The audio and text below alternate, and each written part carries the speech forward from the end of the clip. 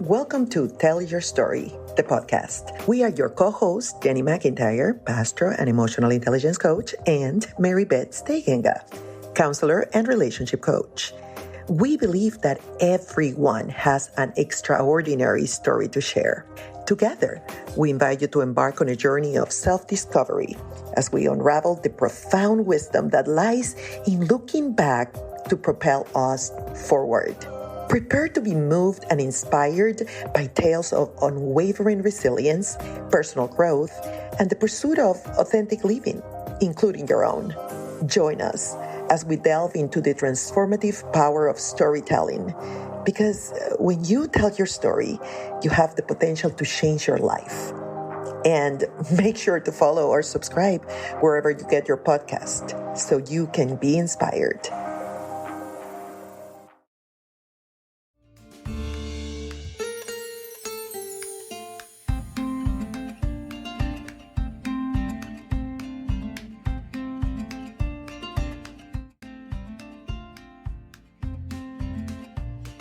Well, hello, and welcome back to the Tell Your Story podcast with my friend, counselor and relationship coach, Marybeth Steigenga, and me, Gene McIntyre from Enhance for Life. I am a pastor and an emotional intelligence coach, and we are super excited about this topic today, right, Marybeth? This is actually one of my favorite topics. I could go hours talking about this topic. So you'll have to cut me off probably. But yeah, this is my favorite, and it's very important. It's a very important topic. Super important. You know, as an emotional intelligence coach, one of the things that I work the most on is emotional regulation, is the ability to control your emotions. And today we are going to talk a little bit about, what happens with our emotions when we talk about trauma and our upbringing and our emotions. I mean, Marybeth, and you and I have been talking a lot about our lives, talking a lot about our individual lives, how when our lives mingle together, what was going on. And we suffer loss and trauma, as I'm sure many of our viewers and listeners have. And what happens? Like you brought up this as we were planning for this podcast, you brought up the issue, one of the things that happens when you share your story is that we stir up our emotions, right? And life in general can be pretty traumatic, and our emotions are constantly stirred. And we close our last episode saying that we should use our emotions to inform our decisions and our lives, but we should never put them at the driver's seat. And one of the big problems we have is that when something called amygdala hijack happens, when we are sent to our flight or fight mode, unfortunately, those emotions say, oh, I want to drive. Give me that wheel. I'm going to drive. As I'm sure you and I and many of our listeners and viewers can relate to, when we do that, sometimes we do things that we later regret, or we do things that can really be prejudicial to our lives and our emotions and relationships. So without further ado, Miss Counselor Steigenga, take it away. All right. So yeah, we do things in that amygdala hijack that we regret. So how do we get out of that when it happens? And it is a beneficial thing, right? Because when we have danger, we want to be able to go into that because your heart rate increases, your breathing increases, you get super focused. So I heard somebody say once, like, if you go into the forest and you see a bear, heart starts to pound, you get you get ready to fight, flight. And that's great if there's a bear, right? Exactly. But what happens when you perceive an emotional threat, either from bringing up a trauma from your past or even in your everyday life when you get triggered and you go to that amygdala hijack, I'm in fight, flight, or freeze, it shuts off the thinking part of your brain, the rational part of your brain. It goes into, I need to protect myself. And there's all kinds of science behind it. It releases chemicals to, do all of those things, which are good. Mm-hmm. But then it takes up to almost 72 hours for those chemicals to exit your body. And so if you keep getting triggered over and over and over again, you can almost get stuck in that cycle. Exactly. So, Let Yeah. me, before you continue, Marybeth, just for people that have never heard about amygdala hijack before, like the amygdala is literally part of our limbic system. And it's the part of our limbic system that regulates our emotional and behavioral responses. And so when we talk about an amygdala hijack, it's kind of like what Marybeth was saying at the beginning is if there's a big bear in close to you, or if there's someone with a gun saying, give me all you got, there's no time to use our rational mind. We've been talking a lot about using our rational mind and not allowing our emotions to drive our decisions and our behaviors. But again, if you are in a crisis situation, there's no time to think logically. You have to react. So one of the gifts of our amygdala is that it allows us to react fast. When we need to react, our emotions are going to propel us to an immediate action. But that is not the case, as Marybeth was saying, in most of instances. And that is what we call an amygdala hijack, is when your amygdala takes over and starts controlling your actions in a way that is not consistent with the situation you're facing. And the reason sometimes we can act inconsistently is because of all those filters that our brain and our trauma creates for us. Marybeth? Yep. And trauma, people who are brought up in trauma, they go pretty quick to that because they had to protect themselves. Amen. Right? Yeah. Yep. Right? You had to protect yourself. So you go pretty quick to that. And Yes. so it's and it is a protection thing, and it's good until you get stuck there, right? You have to talk about balance. There you gotta Absolutely. live in the middle. You don't want to live on either extreme. So yeah. So there's four. They used to talk about fight, flight, or freeze, right? Those are the three responses. And recently they added fawn, which is a You, weird word, but fawn. Marybeth, could you explain those in detail for people that are not necessarily familiar with this terminology, which is something you and I use on a daily basis? Yeah, right. So yeah, so I found this great description. So I'm gonna kind of read some of the symptoms off of my screen here to help people understand. So fight, I mean, it's pretty easy to understand, right? That's an aggressive response. So if you're gonna fight, you're gonna go into it, right? So it's you get more hostile. Maybe your muscles get tense, right? You might grind your teeth. You want to desire to attack. Sometimes it's just that really like tight, I'm gonna punch something kind of a feeling. It reminds me a lot of all the school shootings and how in the majority of instances of the school shooters are having a big problem at home, at school with somebody else, and those problems go untreated and they get really angry, and the anger sits with them and it creates a lot of aggression. Yeah. So it's that fight response. And then you have flight. That one is the run, right? So you see the bear and you take off running in the other direction. The bear's too big for me. Yeah, right? So that one looks more like you're nervous, you get darting eyes, you feel restless, sometimes numbness and tingling in your feet and hands. But your heart rate gets up because you're getting ready to run from that bear. So that's a flight response. I used to always think that I was fight, and it depends on the threat for me, but I do go into fight. I'm not a runner. I'm not a freezer either.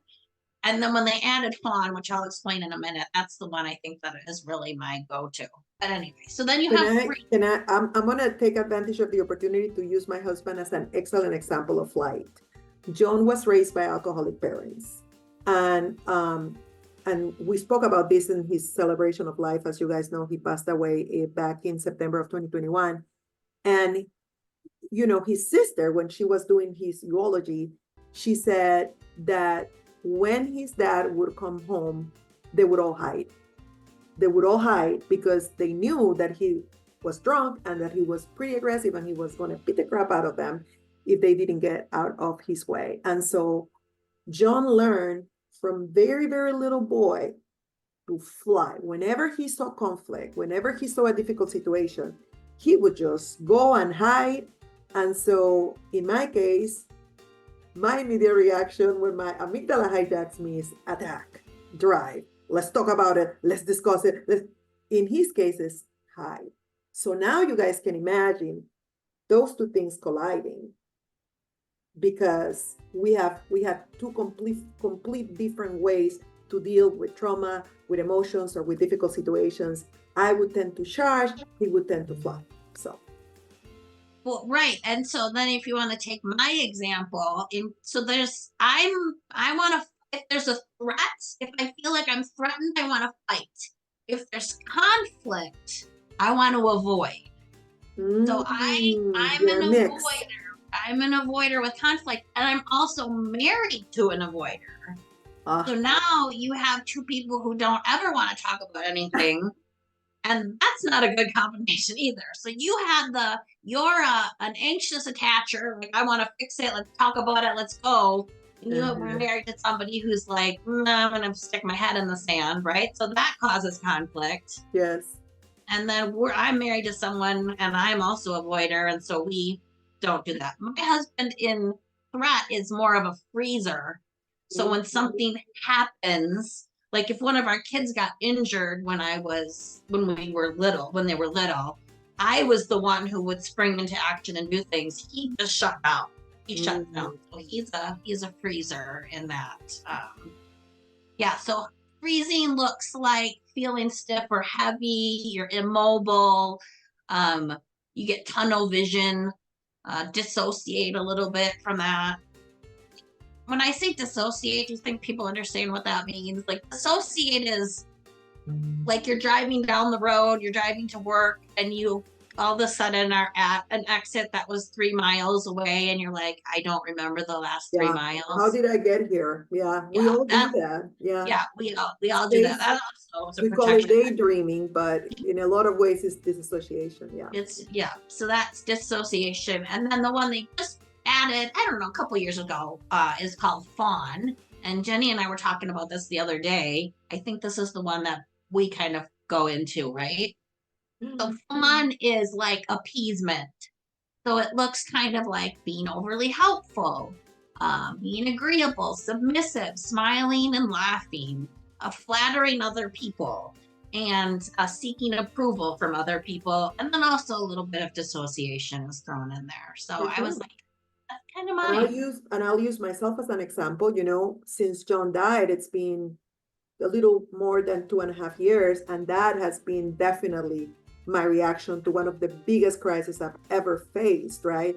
Not only a big crisis, but a completely unexpected crisis, because if John had died at age 85, it would have been hard, but at least it's like, okay, we are all expected to die, right?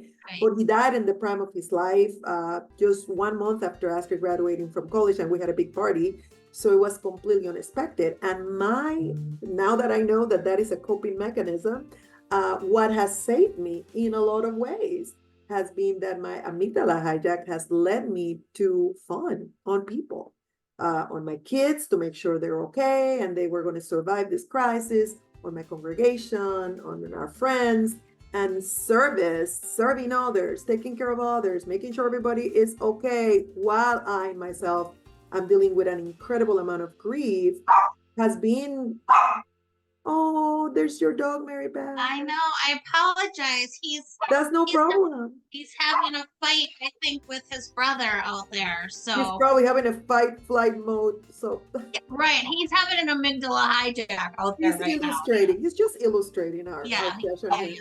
So like, even as I deal with my grief, I think that obviously I have a natural tendency, as you do, to serve others and to coach, and this is why the Lord has called us to what he's called us to do.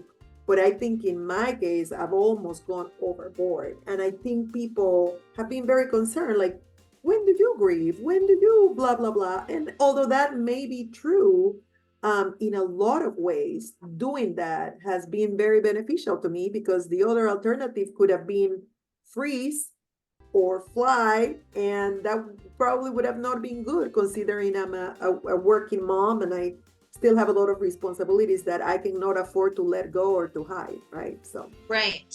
So it is an interesting thing, and I think I'm glad they added it, because it does actually explain a lot of how I respond. Tell us to a little bit about certain that, things. Mary Beth, as it relates to you. So for me, when something happens, I also go into um how is everybody else feeling in the room, and how can I make them feel better, and how can I, and I'm an acts of service person, right? So it's like all my kids are adults now and they live out, but my sons don't eat very well, so I like to make meals for them. And so when I'm stressed or when I feel a threat, like I go into super acts of service mode. I'm gonna cook, I'm gonna clean, I'm gonna do your laundry, I'm gonna spend time, like I say, giving and loving on you type of a thing. I And like that. And my house is a mess right now. Can I just buy you a plane to Florida? yeah, oh my gosh, I would love that. Like cleaning is very therapeutic for me. I So love that would be helpful. it. I love it. Yeah. So when you do have all of these things, which are natural and it's good, you don't want to get stuck there, right? Because you're not making the best decisions of your life usually when you're in an amygdala hijack. So now what do we do? How do we get ourselves out of that and back into our rational brains? And That, there that, are lots of techniques. that's a fantastic segue, and a great way to go into what you're about to explain is to be able to identify when we're going through that, which is kind of hard sometimes because we're in a reactive mode. But some of the things that characterize an amygdala hijack is like you have an increased blood flow to your muscles, right? So you have more strength and speed. You tend to, because you need more air, so you can take and use more oxygen. You have an increase of blood sugar because you need immediate energy. Your pupils may dilate, right? You because you're and what are some of the things that you may experience? Your heartbeat might go faster. Your hands may get sweaty. Your skin may get clammy. You may get goosebumps too. And all those are like physical reactions to an emotional moment of trauma. And so the general sense of an amygdala hijack is one of not being well. You don't feel well, and your reactions are consistent with not feeling well.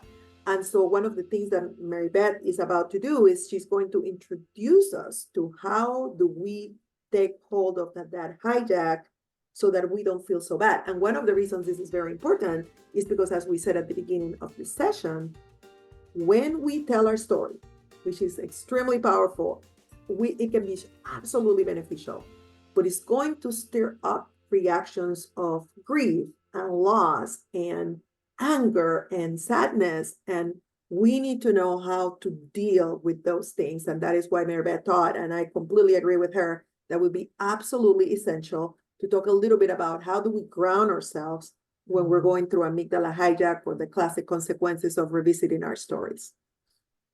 Well, yeah, exactly. And here's the thing about amygdala hijack. When you tip over the edge, you you can't think rationally. So you almost have to practice these techniques before before you start dredging up the things, because you need to almost make them a habit so that when you do tip over the edge, you go just into doing it. So it's a practice thing. Sometimes people will say, like, every time you put your shoes on, do a deep breathing exercise, or every time you get in your car, do a progressive muscle relaxation, so that you practice doing this. It also keeps your body regulated regular throughout the day, which is super helpful. Okay, so let's talk. There's a bunch of different things you can do. And I won't bore you with all of them. And you know what? And you have to try them because not everything works for every person, right? What works for me might not calm you down. And so you have to try the different techniques. So the first one that everybody talks about, I think, is breathing, right? Because like you said, you're gonna go, you start to do that. So it's just slow down your breathing, and there's lots of different techniques. But I think the easiest one is called box breathing. So if you think of a box or a square, you're going to inhale for 4 seconds. You're going to hold it for 4 seconds.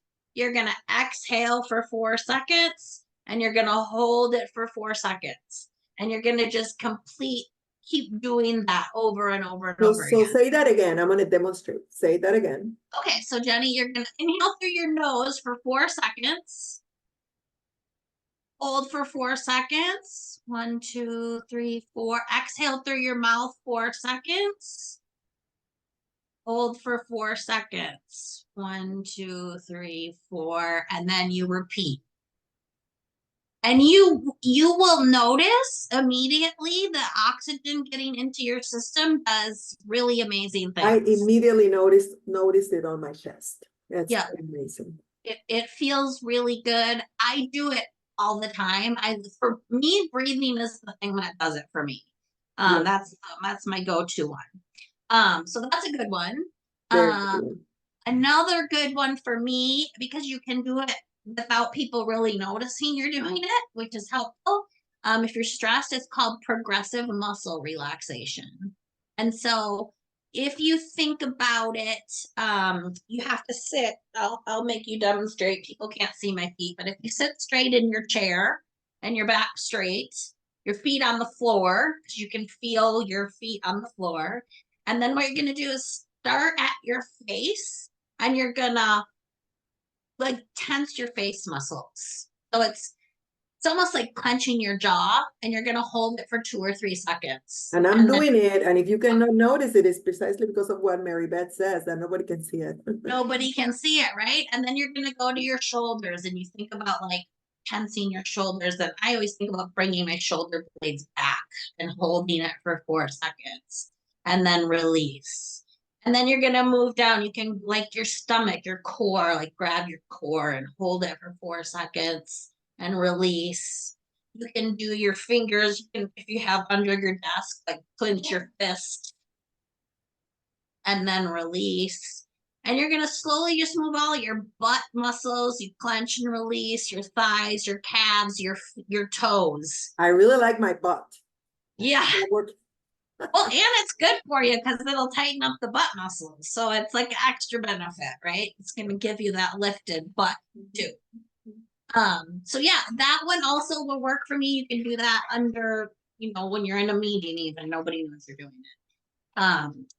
I actually use that breathing and muscle contraction. I use that during our staff meetings. We always open with that, and it works perfectly too. Yeah, it's actually a lot of companies are doing that now, is starting their meetings with doing some breathing and getting aware of what's going on. So those are things you can kind of do, throughout your day, even, because it does kind of keep your body regulated. There's one that works well, but you probably don't want to do this in front of people because they're going to think you're weird. But it's called butterfly tapping if you're home on your own and you're feeling stressed. And it looks like this. You cross your arms, and then you kind of want to get on your shoulder, on your collarbone area, and tapping. And you just keep tapping. I did not know this one. It's very soothing. I don't know. Are you familiar with tapping at all? Have you seen like what people do? So like you start at the top of your head and you tap, and then you go to the side of your down, and then you go to the top of your lip, your chin, and then and you do like a cycle of tapping. It's also very good about getting you back in your body. So tapping. Sometimes I'll do that like just at night. It makes me feel better. So butterfly tapping, that's an easy one. Journaling is always good, right? Like I don't journal every day, but sometimes when I'm super stressed out, just getting that out of my head, I call it circus brain. Like you got a lot of stuff going on in your head. To actually get it onto paper where you can look at it and go, well, that doesn't even make sense. Like, why am I thinking that, right?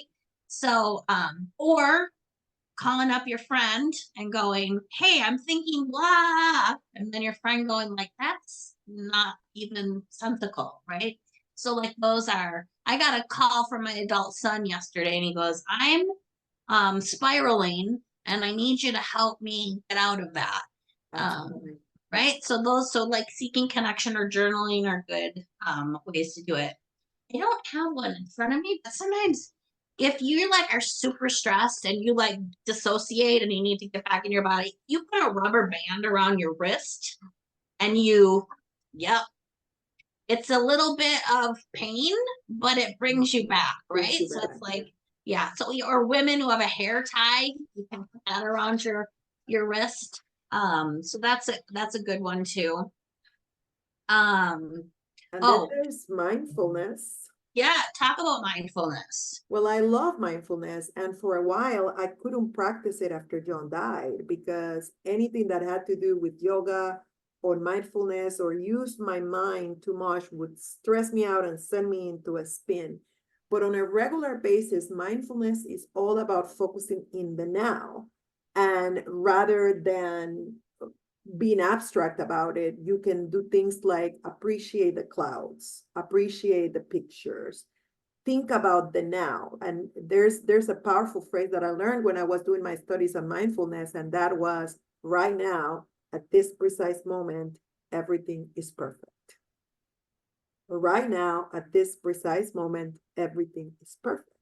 So it's the ability to stop thinking about what happened, to, to stop worrying about what's about to happen, and think in the here and now.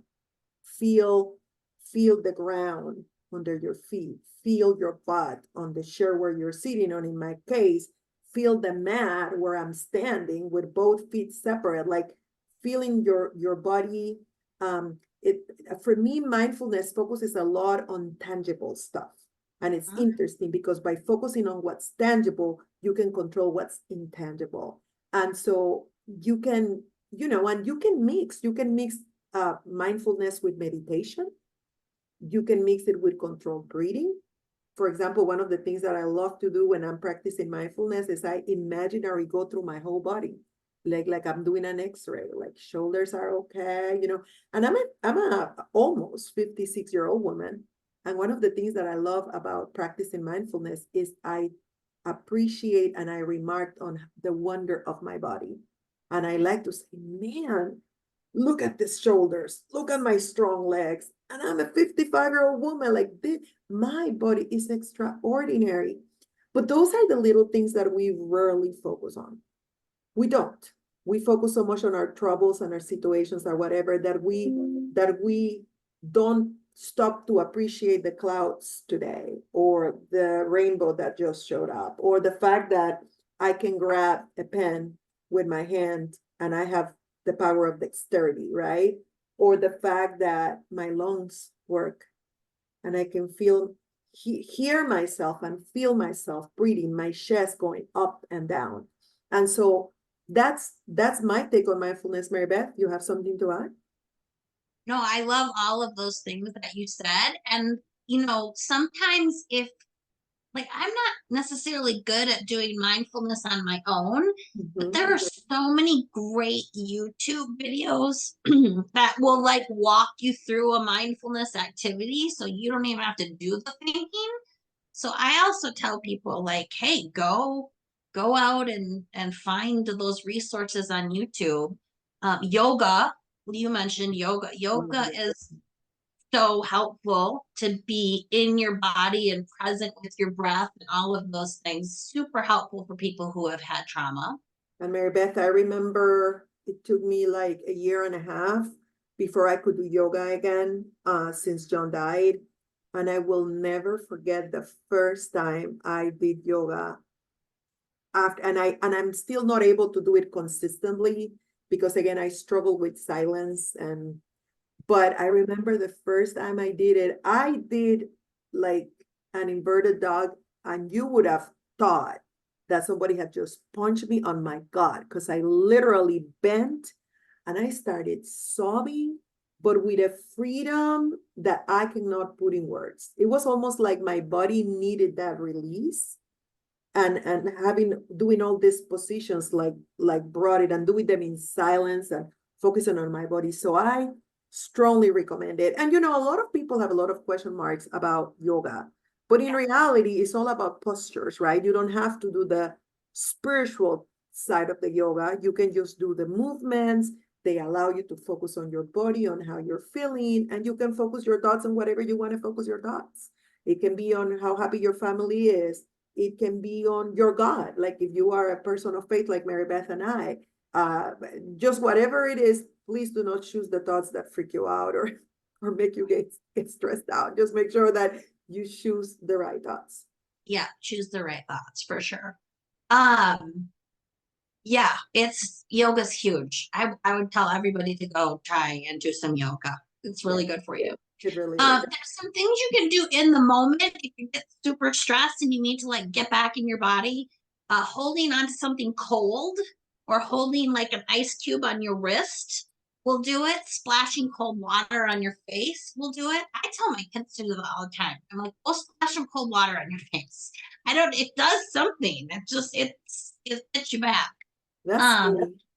Yeah, so splash some cold. Ladies with makeup maybe don't want to do that in the middle of the day, but it does do good things for you. That is my exercise every morning. I find putting on makeup one of the most relaxing, fun things that I do every day. I have so much fun doing it.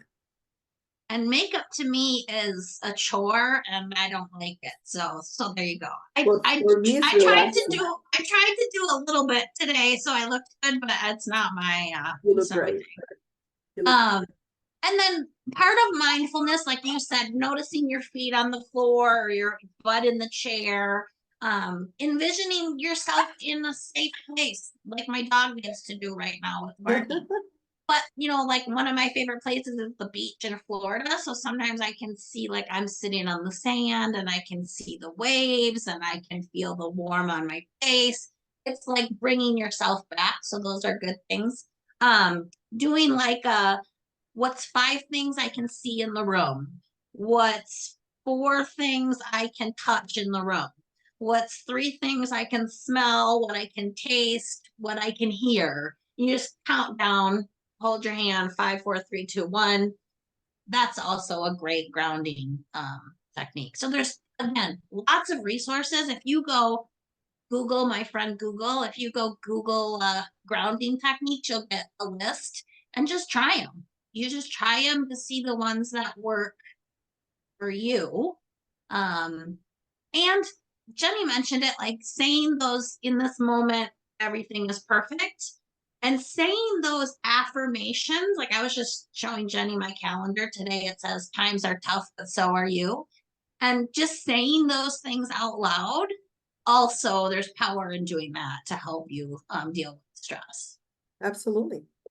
Absolutely. And I think that a very important point that you made at the beginning of the session, Marybeth, is we just need to make it a part of our regular lives. Because if we wait to be in crisis mode, we're probably not going to have, it's almost like you need to make it part of your arsenal, right? You need to make it part of your arsenal so that when you are in the battlefield, you pull from your already existing arsenal rather than you are in the battlefield and say, where did I put my sword? Where did I put, you can't wait to be in crisis. So I think that is something that we recommend that you start incorporating now. As Marybeth says, there's a lot of material in Google, in YouTube. And of course, maybe we'll close the session. Maybe I'll direct us all on a breathing exercise of sorts so that we can do a little practice together. Yeah, so we can do a little practice together. Yeah, it is part, I call it my toolbox. I need my toolbox. I had a stressful Saturday and I had to pull from my toolbox to use that. I also keep right on my desk. I love a good fidget toy, right? So sometimes if I'm feeling stressed out, I'll just grab my little, okay, there we go. I grab my little spinner and I spin. Or I also have my little scrunchy thing here that I like to use. So I keep my tools. I keep Catch my tools. Marybeth. It's a football. Yeah, I was like, there we go. There we go. So just using what you have to kind of help you navigate the journey. Yep. There you go. You could also put that one on your wrist and snap Yeah. your wrist. That might, How? It did the trick. but it does bring you back into. I wish I don't have it home with me, but I keep one in my car. I have a little spiky ring that I put on my hand, and you rub it up and down your finger. So sometimes if I'm having a traffic moment, I can just take that out, and that snaps me back into my body as well. And all of this giving you tools so that as you start stirring up, telling your story, bringing all those emotions, all those memories. I mean, I'm no exception. I use my husband's death a lot because it's one of the most traumatic things that has ever happened to me. And that stirs up stuff. Like I sometimes I use our story and that event, and then when I'm done using it to help somebody else or to share like I'm doing, then all those thoughts start overwhelming me, and I have to be very intentional about using that story to help others, as opposed to having the story use me by causing an amygdala hijack and sink me into depression, right? So Yeah. I think it's just very, very important, Marybeth, that we all embrace those techniques so that we stay grounded in the midst of revisiting our pain. Yeah. And to remember that, make it part of your daily routine, and also to make some good self-care part of your daily routine. Are you sleeping and eating and doing some exercise and doing those things to maintain? Because when you get hungry, angry, lonely, and tired, it gets easier to tip over into the edge too. So you got to make sure you're doing some good self-care. Absolutely. Anything else? I don't know. I could tell, like Jenny, I said, I could talk about this all day long, but people are probably like, enough with the tools now. Let's move on. Let's move on to talking about the story again. But I did want people to understand that you may be triggered, and here are some tools that can help maybe lower the stress level as you process your. So I hear that next week we're going to start talking about something called rotten eggs, or what is that all about, Meredith? Yeah, we're going to start introducing the different things of your story, and you'll be able to pick them out because we kind of talked about them in our story, but we're going to label them for you. So yeah, rotten eggs and broken records. Yeah, so your themes and your core beliefs and how those come out. Way to leave everybody on a cliffhanger, right? That's right. They're going to be Yes. like, rotten eggs? What are they Yeah, talking about? broken records. But I Yeah. think it's going to be a lot of fun because what Marybeth and I have worked on is kind of like a generic fun framework, so that when we tell our stories, we can all start talking the same language and references those things. So that's wonderful. Okay, before we go, we are going to practice a relaxation grounding exercise. Okay. So I'm going to invite all our viewers or our listeners to put your hand on your tummy, and I want you to imagine that you have a balloon and the balloon is deflated. So whenever I say breathe in, I want you to feel that balloon. And if your balloon is not full, then you are not breathing correctly. That's the great way. So we're going to close our eyes, and we're going to, as Marybeth taught us, we're going to breathe in, feel the balloon, and hold the air for 4, 3, 2, 1. Exhale. Eyes closed, perfect position. Again, breathe in, feel the balloon. Hold it. And 4, 3, 2, 1. And this last time, when you feel the balloon, I want you to tighten those fists, like if you were getting ready to hit somebody. So we're going to do it together. When I say 1, 2, 3, feel the balloon, tighten your fist, hold it. And now let go as you open your hands slowly. 4, 3, 2, 1. And wake up. I feel better already. So do I. And I'm also doing my neck. So yeah. Thank you so much, you guys, for joining us today again on the Tell Your Story podcast. We are so happy that you're here, and tell a friend, and we can't wait to see you next time to talk about rotten eggs, broken records, and a bunch of other stuff. Right, Marybeth? Right. I'm looking forward to it. Awesome blossom. See you guys soon.